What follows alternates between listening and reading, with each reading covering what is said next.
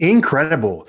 Justin Champagnie leading the Pitt Panthers to yet another victory as he continues to be in beast mode since his return. The sophomore for the Pitt Panthers ends up with 31-14. And that is off an efficient night as well, going 12 for 15 from the field. So once again, Justin Champagnie leading the Pitt Panthers to a 79-73 win over the Duke Blue Devils. Pitt now 8-2 overall and 4-1 in the ACC. Well, Mike Krzyzewski's group once again not good enough as they fall to 5-4 and 3-2 in conference play. But with the recruits he always has in there, that program is going to be just fine. Pitt, though, on the other hand, with Jeff Capel, the former Duke Blue Devil, under that Coach K tree, seems to now have the Pitt Panthers on the right track, once again keeping the winning going. This is now a Pitt basketball edition of Pittsburgh Postgame here on Pittsburgh Sports Live, as we're bringing the hardwood back to Pittsburgh Postgame here on PSL. I'm your host here, Mike Asti, and I'm going to be joined alongside by Alan Saunders. He was at the Pete covering the game, of course, for Pittsburgh Sports Now. As he wraps up the Zooms, I will guide you through this game, and it pretty much is as easy as this. Justin Champagnie, from start to finish, dominated. And this goes back to the game against Syracuse to now against Duke. And this was an unranked Duke team, so this is not your Coach K team of old, even though it's still big for Pitt to get a victory over Duke. But he was on fire. It was a double-double early into the first half, again, finishing with 31 points, 14 rebounds, and even an assist for good measure. So he becomes a star this season. And remember that 2020 game earlier in the year, he's putting up Shaq-like numbers this season, suffering the injury. It felt like he would be out for a while, and that would hamper the Pitt season. Not the case, though, as he ends up coming back well earlier than many would have expected against Syracuse. Pitt gets a big victory over the Orange in that game once again, on his back, on his shoulders. And then this, the best game of the season for him, as he now becomes not only a great player for Pitt, not only one of the better players in the ACC, which certainly seems to be the case, certainly one of the leading scorers in conference when he's out there on the floor, but one of the better players in the country, and at this current pace might be sending himself, he's messing around and sending himself to the NBA. Pitt no stranger to throwing up players into the NBA, but Justin Champagnie, I don't know if anyone thought that would be the case entering this season. Last year, freshman season, a solid year, but this year really becoming a star for a Pitt team that once again is now 8-2 on the year, and of course 4-1 in ACC play. And it's weird to see Duke like this. It really is, because this was a Duke team that was missing shots. It was a Duke team that had to come back, and that Coach K was certainly unhappy with the different times in this game. It was a Duke team that was not really efficient by any means, and also a Duke team that wasn't playing smart. And those are all the tenets normally of a Duke basketball team, as Duke not doing themselves any favor, not looking like they're going to be ranked anytime soon by any means, as once again, the Duke Blue Devils now fall to 5-4 with already their second loss in conference play. So we are going to be joined by Alan here to tell us what went on in those Zooms, what, of course, Justin Champagnie had to say, and even Jeff Capel, who, of course, garners tons of coverage from the Duke side of things as well with his connection. But Pitt getting the victory, and they had to hold on towards the end. So they started off on an 8-0 run. Duke able to fight in there and claw and come back in the game, and then Pitt able to hang on eventually and get that win at the end of this game. But Duke did make it uncomfortable for the Panthers at a point. What we are going to get to in this game, not only talking about Justin Champagnie and him as an individual and how he's ascended this year and become such a great player, again, not only just for Pitt, but overall in the conference, in the ACC, and then some overall in college basketball, but what he means to this program in terms of a star player, someone to watch, someone for non-Pitt fans to maybe tune in to watch. I know I really enjoyed watching him here tonight and have been all season. He certainly is that Deshaun Blair type of star that you can tune in and actually be interested in what he has to do, what he's doing on the basketball court. And then also this season overall, because Pitt has Boston College, North Carolina, Notre Dame, Virginia Tech. VT is that first team that's going to be ranked for the Panthers in a while, and of course missing games earlier in the year because of COVID, including one of these against Duke. So this is a Pitt team that I don't think anyone entering the season expected any type of deep March Madness run necessarily, but this is a Pitt team that certainly has fans excited, and a Pitt team that seems to be a year or so ahead of schedule once again because of Justin Champagnie and how the sophomore has already emerged as a star, a double-double machine, it seems, and a double-double machine and then some. Again, 30-plus points as a double-double is a little different than doing that Jason Kidd style of 10 and 10, and also having that secured in that first half is big as well. Once again here, waiting for Alan Saunders, Mike Asti here on the Pitt edition, the Pitt Hoops edition here of Pittsburgh Postgame on Pittsburgh Sports Live. Want to remind you, bottom of the video, click on that subscribe button. It helps us get all our content to you. It helps us notify you when we go live for these postgame shows, whether it be back in Steelers season when we did those. Of course, Steelers season done. College football season for both Pitt, WVU, and even Penn State over there at Nittany Sports Now. And, of course, basketball season now underway. Pitt, and I'm going to be doing some West Virginia Mountaineers postgame shows over there for WV Sports Now as well. And, of course, Penguins postgame. Matt Geika leading the way there over for Pittsburgh Hockey Now, wrapping up Penguins games, which includes a victory here over the Capitals as they now get another win over the Caps here on this evening. But it's not about the Penguins here tonight. It is about Pitt hoops. And the Pittsburgh sports world, I'm not sure, is even aware of how good Pitt is doing to this point. Also want to make sure to follow us on Twitter at PGH Sports Live on Twitter here for the channel, at PGH Sports Live on Twitter. And, of course, at PGH Sports Now for the mothership over there at Pittsburgh Sports Now. And, of course, find them, PittsburghSportsNow.com.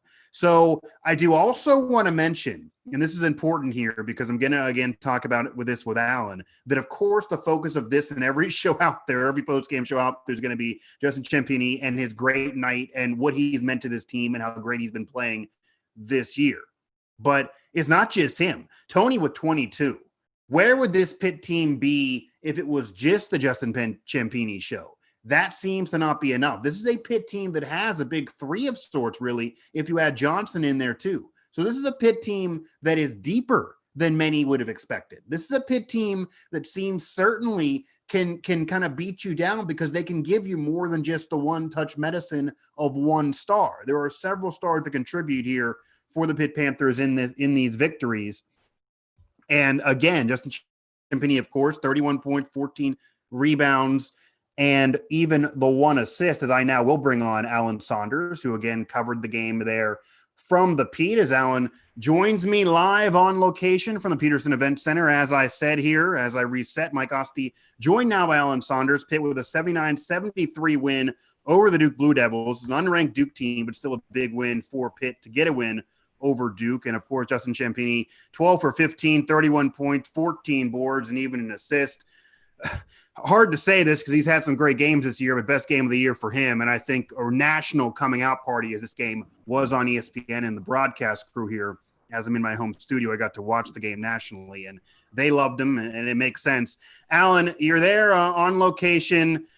Obviously, he's been a stud for Pitt this year. He had that injury earlier in the season. He fought back maybe earlier than some would have thought. Big game over Syracuse, they get a win. Big game here against over Duke, get a win. What are your takeaways from this victory for Pitt as Pitt once again gets a win, moving 8-2 and 4-1 in conference? And then just Justin Champagnie's night. I mean, from Jump Street, he had a double-double in what seemed to be the first 5 minutes of the game, and then ends up with one, but a great one with 31, 14, and really efficient at 12 for 15 from the field. Yeah, I mean, I think it's obviously huge for Justin Champagnie to have that kind of game, that kind of performance against this team, for him individually, to do it on that stage. I wrote the lead of my game story, says, hey, the rest of the world just found out what Pitt fans already knew. This guy is pretty darn good. And, yeah. I think if you're talking about, ACC Player of the Year kind of numbers, which is what he's already put up, and then you combine that with that kind of performance against that team. I mean, I think that's a big deal. And, for the team, it's a signature win. I don't care if Duke is having a bad year; they're still Duke. It's still a win that people talk about. These people that make tournament decisions are human beings. It's not all necessarily computer rankings. At some level, they still care more about a win over Duke. Plus, they're going to see a win over Duke when they're going to see a win over, I don't know, Miami, who might technically be a better team or something like that. Right. And so, I think it's a huge team win. I think it's a huge individual performance for Justin Champagnie. And 4-1 start, first time since 2016. Right now, this is tournament team. I feel like this is the biggest home win in a long time for Pitt. And it's an exciting time for the program right now. I think that's really important too. And I don't know if this was mentioned during any of those Zoom press conferences, but did anyone speak on what the win over Duke kind of means to them? Obviously, as you mentioned, it's not a ranked Duke team. This is a 5-4 Duke team. This is a rough road for Duke, a rare situation for them. The program will be fine with recruits coming in, but this still feels like the biggest win of the season because it is against Duke. And this is a Pitt team that right now is on pace for a tournament berth and maybe even a surprising run based on what they have going on here. Not just Justin Champagnie, but we'll get to later. But Tony with 22, I mean, this is a deep Pitt team with maybe some unsung heroes and maybe a year ahead of schedule. I didn't expect this personally from Pitt entering the season. But what does this win over Duke mean to this team that could really propel them onward? They still won't face a ranked team until Virginia Tech, but it's just Duke for Pitt, and it's a rare win against that program. Yeah, and Jeff Capel too. Yeah, it's he kind of tried to downplay it. Post game talked about how he wanted this to be about the players, and I asked Justin Champagnie about hey, did you guys want to win this one for Coach? As Capel becomes, I think he's the first former Duke player and only the second former Duke assistant to beat Coach K. Yeah, the record for Coach K against his tree is very, very good. Mike Asti had it on the site. I think like 25-6 or something. Yeah, former assistants and only Mike Bray at Notre Dame has beaten him in that group, and so but obviously big for Jeff Capel. But I think this is a statement win, and I don't know that. If they go out and lose 4 out of the next 5, it doesn't mean that much in the long term. Sure. But I just think it's a hugely positive sign in a lot of ways. They have they have all the kind of ingredients I think that you want from a team that can do some things in the postseason. They've got a legitimate star in Champagnie. They've got a point guard in Xavier Johnson. Did not have his best game tonight. Still had 10 or 11 assists, 9 points. Makes the absolutely crucial drive late in the game. He's the guy you want to have the ball. Even if he hasn't had his best game, he's still the guy you want to have the ball. Maybe they don't have a big that you would consider dominant, but I thought Kareem Koulibaly played really well in this one. He had 6 points and 6 rebounds. I think he had 7 points, maybe in 6 rebounds. And really, I thought Pitt had the advantage in the paint against Duke. I really felt like outside of Johnson, who is kind of more like an inside-out player. I mean, he does good things inside, but he didn't play that much in the first half, and Hurt was in foul trouble in the first half. And I thought Pitt was excellent in this game for large stretches. They played well defensively, and how good this win ends up being will be mostly determined by what happens to Duke the rest of the way too. I mean, that's a team they've been playing without Johnson. They have so much talent. They're too talented to have the record they have right now, and too well coached as well. So I expect them to turn it around. Boy, is Johnson a special player. I put on Twitter, if you told me he gets 24 and 14 and 7 assists or something ridiculous like that, I don't think there's any chance Pitt wins that game. But Audice Toney was really good, and Justin Champagnie was even better, and that was the difference for Pitt tonight. Yeah, Mike Asti, Alan Saunders here. Pitt gets a victory over Duke, and that means something no matter what type of season Duke is having. 79-73. The Pitt Panthers now 8-2 on the year and 4-1 in the ACC here on Pittsburgh Postgame on PSL. And you mentioned it, Justin Champagnie, 31 points, 14 rebound, 12 for 15, even having assists. But Toney, 22 and 11. So another double-double that's kind of being under radar and swept under the rug. Now, Alan, we can read the stats. We watch the game. We can see Pitt winning now, and certainly Justin Champagnie has become a star that is getting national recognition as he deserves, and certainly could be at the next level if he keeps ascending like this. But what is it that Pitt is actually doing that maybe the casual fan wouldn't be aware of in terms of being able to have such a successful season. They don't have a traditional big, but they do have multiple players with double doubles. They are getting rebounds. They're hitting outside shots. I mean, Justin Champagnie hitting 3-pointers that maybe wouldn't have been expected before. What actually are they doing schematically to be able to have this much success? Again, it kind of seems out of nowhere, at least nationally. Certainly Jeff Capel probably not surprised, but this is an emergence for a Pitt program that you're seeing some of our subscribers and fans throwing comments here on the channel that Pitt's back, baby. I mean, I don't know yet if that's the case. It certainly depends on the remainder of the schedule and what they do in the tournaments. But what is Pitt actually doing to have this much success outside of just having one player dominate? Because it's more than that. No, it is. And I think what we've seen from this Pitt team in the past is that they had some really good pieces, but they didn't have enough of them. They were missing a 3-point shooter, and they were missing a big presence. And I think they were missing some experience. I just think they were missing that attitude, the mindset of that winning teams have, that when things aren't going great, they fell apart in the past, and they let poor play in one area leak into other areas. Right. And that's how they really fell apart. I thought, like, down the stretch, the last couple of years, look, they've had some big wins, right? I mean, they beat Florida State last year, ended up winning the ACC. Yeah. I don't know, how many losses did they have? 4, 5? Not too many, right? So they beat one of the very best teams in the country last year, but they weren't able to sustain it. And I think what you're seeing now is that same Pitt team that we've seen over the last couple of years come up with some of those big wins and little pieces, being able to sustain it because they have a deeper bench and they have some of those pieces they were missing. They got great 3-point shooting against the zone against Syracuse for 2 games. Duke tried to play a zone against them tonight. I felt like it was a huge mistake. I think Duke is a better man-to-man team, and I think Pitt has shed the label of a team that can't beat a zone. I think they felt very comfortable against the zone after they kind of figured out what Duke was doing. But even then, they still started the game on an 8-0 run. I mean, you can't even say that it took them time to adjust. They just came right out and scored against them. Champagnie is that dude against the zone. He's that 6'6" guy you want to put in the middle and just feed him the ball. And Tony is a very aggressive, very physical offensive rebounder. And so if you're putting up shots from over the zone and you make some of them, and the ones that you miss, Tony cleans up, that's a really dangerous combination. And so I think the fact that they've got some of the shooters, Ithiel Horton, fairly quiet night, but, hit some big threes against Syracuse, though. He was great against Syracuse. Champagnie hit some threes. Yeah. Johnson had some good looks from outside. I thought Tony had some good looks from outside that didn't necessarily fall, but I remember he hit a really big corner 3 as part of their big run.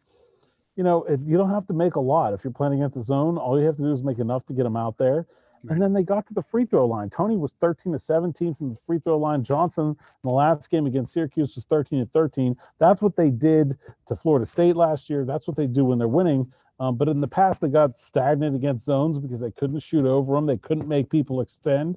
And I think they just have more tools, at Jeff Capel's in his tool belt. Like, he didn't play Will Jeffress and Noah Collier today, 2 freshmen that have been playing a little or a lot in most of the games, and they didn't work their way in. Nike Sabande, who played, I think about 5 minutes tonight, he didn't play at all in the last game against Syracuse. Yeah. And so 7 minutes for Sabande. I just think there's more to the team than there was in the past, and it's allowed those little successes that they had in the past turn into sustained periods of success now. And Justin Champagnie, so good and seemingly dominating every game, certainly on the stat sheet, that he's causing other players to be underrated. You mentioned Xavier Johnson, usually, despite an off game tonight, but Tony, 22 again, 22 and 11. So there's a lot of depth here, and there's multiple stars. They actually were calling it a Pitt big 3 of sorts on the ESPN broadcast. I don't know if that's an exaggeration or not, but certainly for Pitt and certainly how they're playing, they like it. We do have a few chatters here, even though we understand, bearing with us. We are after midnight here for this post-game show. Hopefully not many of these during basketball season with that 9 p.m. start time to get it over there on the mothership. But Will Z says, say what you will for Z. He never gives up on a play. Call Krauser level effort. That's certainly big words there. And then also from Robin Shoup, they're finally shooting. So Xavier Johnson, maybe not as gaudy on the stat sheet for sure, but what do you think he means to this team? Because you need those players for teams to have tournament level success. It can't just be one star. I mean, talk about Shaq-like numbers. Shaq didn't have NCAA tournament dominance. They didn't go far in the tournament when he was at LSU. You need more around them, and Xavier Johnson seems to be that player that can kind of do the grunt work, and that's needed on a successful team. Yeah, I think he's matured a lot, and that he's still a guy that, like, you need somebody to drive somebody late in the game, get fouled, get to the free throw line, go put a layup up. He's still that dude. He's become a much more effective distributor. And look, it helps that he's got guys making shots. Yeah. Right? Everybody looks like a better distributor when the people on the other end of your passes start putting them in the net. But I think he understands now more about the fact that he doesn't have to do it all. He has this incredible drive and motor. And sometimes it works against him, I feel like, but he's really been able to harness that this year, I think, in a better way than he has in the past. And he has an understanding. Look, I don't think if you go talk to Xavier Johnson right now, I don't think he's a happy guy. I don't think he's happy about scoring 9 points ever. Right. But he understands that he doesn't have to score 20 for this team to win, even against a team like Duke. That if he can take care of the defensive end, if he can distribute, if he can chip in with a big shot or a big drive every here and there, and get the ball to Tony and Champagnie, that if those two guys are shooting the way they were, Champagnie was 12 of 15, just getting the ball every possession at that point. I mean, this guy's playing out of his mind. And so I feel like maybe in the past, that's something that Johnson would have been slower to recognize. Instead, in this game, Champagnie got the ball early, got the ball off, and had 8 points in the first 5 minutes.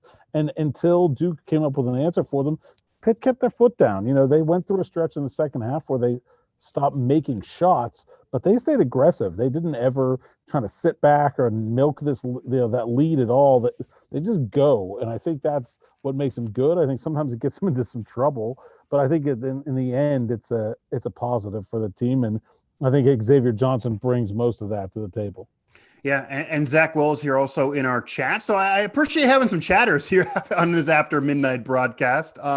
Rebounding has arguably been the largest factor for success. Well, honestly, I mean, Pat Riley has said it best. Rebound equals championships. I mean, any team that's going to have any levels of success in basketball needs to rebound, whether to extend possessions offensively or to minimize defensively. Rebounding certainly helps out, and Pitt has certainly been able to rebound, again, multiple men with double-doubles in this game. So obviously that's a major factor for Pitt in their success, in addition to shooting and scoring.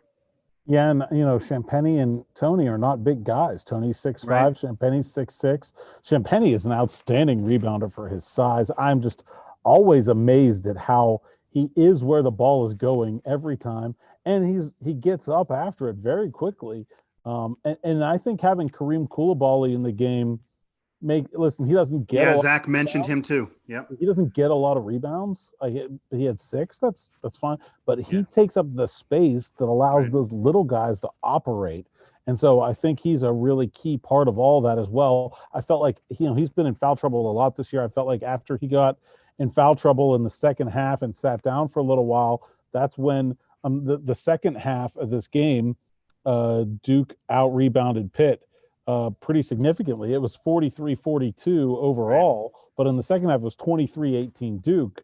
And I think mostly that was because even though Tony and Champagnie still were getting theirs, there was no Koulibaly on the floor for Pitt, and I felt like that was a loss for them. If you want to nitpick about this 3-game winning streak, which feels like I don't think Pitt fans want to do that. but I do feel like they've got to find a way to keep Koulibaly in a game, the entire game. He's been either in deep foul trouble or fouled out in all 3 of them. He's clearly their best option at the 5. They've got to find a way to play him more than play 25 minutes tonight. I mean, if he could even get 5 more minutes out of him, most bigs aren't going to go all 40, but I think that would really go a long way towards what they're looking to do from a rebounding standpoint and make Champagnie and Tony even better. And we have another chatter impressed with the shot blocking. So again, Pitt doing it all over the stat sheet, and that's important too.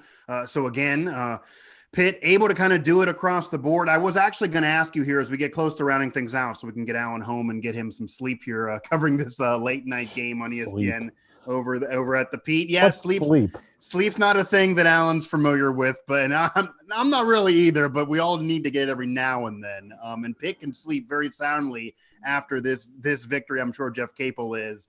Is that what happened in terms of Pitt rebounding well throughout the game, but a little less at that point, Duke picking up their rebounding and hitting some shots? Is that why this game went from Pitt having a comfortable victory that many thought, okay, this game is well in hand, to turn around and Duke could vaunt a comeback here? This almost was a game that got away from them. And even though they have a better record than Duke regardless, this would have stung if they would have let Duke come back and get this victory. It almost happened. They win it comfortably 79-73, but Duke did make this a game at the end. Did they just hit more shots? Did they do better rebounding? Or was there something that Pitt kind of wasn't doing as well late in the game that Capel, I'm sure, is going to key in on, that, hey, in a tournament, we can't, flounder in the last 3 minutes and hang on for a win? No, I mean, I think it was the rebounding, and I think, Pitt outshot Duke in the second half. They were 50% from the floor, and Duke was only 40. I just think it was the rebounding. Pitt had a couple of careless turnovers in some big spots that I felt like let Duke put together some momentum. They didn't turn the ball over a ton. At 13, that's maybe more than you want, but it's not an absurd amount. And but I felt like they came at bad spots in the second half. They let Duke put together consecutive possessions with points, and then the rebounds I felt like were really impactful. And that stretch after Coulibaly went out to allow Duke get some extra possessions. And maybe you probably look at Pitt as 24-37 from the free throw line. Probably not feeling super great about that, just under 65%. Probably like to see that number go up, especially considering a lot of the guys that were missing are guys that you would expect. Femi Odukali, a guard, was 0 for 4. Champagnie was 3 for 6 from the free throw line. So I think, he had a better percentage from the field than he did from the free throw line. Yeah. The free throw line was the only place he wasn't money. He was 4 of 7, 3 of 6 from the free throw line. Yeah. And he did not miss a 2-point field goal. He was pure from 2 points. Just an absurd game by Justin Champagnie. And look, I mean, we can break this game down for hours, but when you have a guy that scores 31, goes 12 of 15 from the floor, gets 14 rebounds, I've got 5 block shots just because why not? You win like 99% of the time when you have someone who does that. I'm sure that if they somehow didn't win this game, that's what Capel would have been saying, that, my God, how could you lose when we have this stud doing this on this given night? But it also gives comfort to Pitt that can happen on any given night and can lead you to wins. And again, I think we got to keep emphasizing this. It's wonderful to see the 31 points and 14 boards. We see that from players across the country, not nearly as often as Champagnie, but other players can do that. But doing it 12 for 15 is what's just insane in terms of the efficiency for him to be able to get it done and to lead his team to a big win over Duke. Again, Pitt 79-73 win over the Duke Blue Devils, as Pitt now 8-2 and 4-1 in conference play. Alan Saunders, Mike Asti here as we round things out here on the Pitt Hoops edition after a Pitt victory here, bringing back the hardwood talk here to Pittsburgh Postgame on Pittsburgh Sports Live. Bottom of the video, make sure to click that subscribe button to make sure you are aware whenever we do any of these post-game shows for any of our sports, for any of our corresponding sites, to really put up any content here on our channel. Now, Alan, when you have a star like this, when you have a deeper team, and when you have the record they do at this point, especially after a big win and now some national recognition, doing it on ESPN, you're going to have now the committee, and you're going to have your bubble look a lot better and not be popped because you're going to have more eyeballs on you, and certainly the fans are excited. What are your expectations for the rest of the season? And certainly this stretch coming up, what do you expect from Pitt? Because they don't have a ranked game until Virginia Tech 4 or 5 games from now, but certainly winnable games coming up. They really could beef up that record. Certainly more impressive performances from Champagnie, who could, again, potentially beef up that resume for Conference Player of the Year, as amazing as that sounds for the sophomore. But what are your expectations? What do you think is reasonable for a Pitt fan to expect in the conference tournament and the NCAA tournament? When you play like this, they're going to have thoughts of grandeur, but this is still for me, a year ahead of schedule from what many would have thought. But again, they're playing really, really well and now getting some national recognition. A ranking, is that happening anytime soon? Yeah, I think they're probably still at least one more win away from a ranking. They've got Boston College on Saturday, so maybe they win that one before the rankings change on Monday. Maybe they get a shot. And then I would expect that they should be favored to win that one. But look, they've got North Carolina coming in here next Tuesday. So, everything that we said about Duke applies to North Carolina. Like to Duke, though. That's a they may UNC not be team ranked, that's down. but they're still a super talented team. Right. And they're still capable of just going off and beating the crap out of anyone they play. Notre Dame is another team that I don't really know how good they are. They've had, kind of an up and down, season at times. They've looked really, really, really good.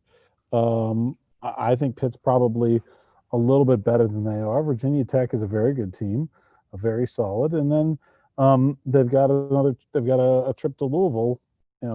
They're in early February. So look, I mean, the ACC schedule is never easy, but I think at this point, the expectation should be that Pitt should be in the upper half of this league. I'm not sure they're gonna go whatever and one, however many games they actually get in. They're probably gonna lose again, and it might be on Tuesday, it might be on Saturday, who knows? But I think a reasonable expectation is right now, from where things stand, would be to, finish in the top half of the league, make the NCAA tournament. I think that's what this team has showed they're capable of. They got to stay healthy. They are deep, but if you lose one of those big three, it changes things. And we already saw what happened. They played that Louisville game without Champagnie. Probably totally changes things if he's in there. And so, they got to stay healthy. But there's nothing that says that this 4-1 start, and you can throw in that Northwestern game, really 5-1 against the major conference teams. There's nothing about this that feels fake to me. I mean, this feels like a really good start to the season that really should continue. And you go back to that Louisville game, that being the conference loss, and that really being the main loss. You kind of can throw that St. Francis loss in the garbage can when they opened up the years. That just makes no sense for either program and based on what either one are doing. St. Francis won yet since? I don't believe so, but you could find that coverage over there at Nittany Sports now. But yes, that's a very, very odd thing of sorts. They have one. They're 2-7 now. Okay, so it was one recently, I believe. With wins over Bryant and Pitt. Yeah. It just makes no sense, especially when you go to that Louisville game, Pitt losing 64-54, and of course without Champagnie, who's going to be there, you would imagine, for the next go-around for those two teams. That's a Louisville team that's not ranked, so it seems like ripe for the picking for Pitt. Nothing's guaranteed. I'm sure they're going to lose some games coming up, maybe even get upset every now and then. But I will say that certainly the expectation should be for the NCAA tournament. It certainly seems to be that way. Certainly a major benefit for Pitt, Alan, is you could certainly argue that going into pretty much every game, maybe not North Carolina because of their talent, even though they had a down year. Virginia Tech is a ranked team at 16 right now. But Pitt has the best player on the floor going into pretty much most of these games the rest of the way. So that's a major advantage that Pitt probably hasn't had in a while. So that's a big deal for Pitt as well, of course. And Pitt, again, a 79-73 victory over the Duke Blue Devils, a big win for the program, a big win for these kids, a big night for Justin Champagnie, and a big win for Jeff Capel over his mentor, which those wins are few and far between. Again, it's not something that has been successful for anyone in the Coach K tree to try to knock down Coach K from that perch. And Pitt now 8-2 overall and 4-1 in the ACC. One of those two losses, weird. The other one to Louisville, they can avenge here. Coming up, Boston College on Saturday, North Carolina, Notre Dame, and then Virginia Tech, currently ranked 16th. And also, Pitt might have a chance to jump in the ranking with a win over BC because there are still some programs that have been in that top 15, say the Mountaineers, who haven't played in a while because of COVID and games being postponed, that can only take you so far. They're dropping in the ranking without playing. Eventually, Pitt might have a better chance of bumping in there with one of those teams off for a while. So we'll see where Pitt is once teams recharge, get games underway again, and Pitt's still winning. Pitt now on that little winning streak, and Justin Champagnie, game of the year for him. One of the best players in the conference, if not in the country right now, 31 points, 14 boards, some blocks, some assists, 12 for 15, just incredible for him. Alan, Any final words or anything you got coming over there on Pittsburgh Sports Now after people actually get some sleep and wake up and can read what you put out there for the game? No, probably talk a little bit about Duke's defense and the way Pitt attacked it, and talk a little bit about how insane Justin Champagnie is, and we'll go from there. And then, yeah, lots of good content going on right now, all kinds of stuff, literally all kinds of stuff. Got the site full of content.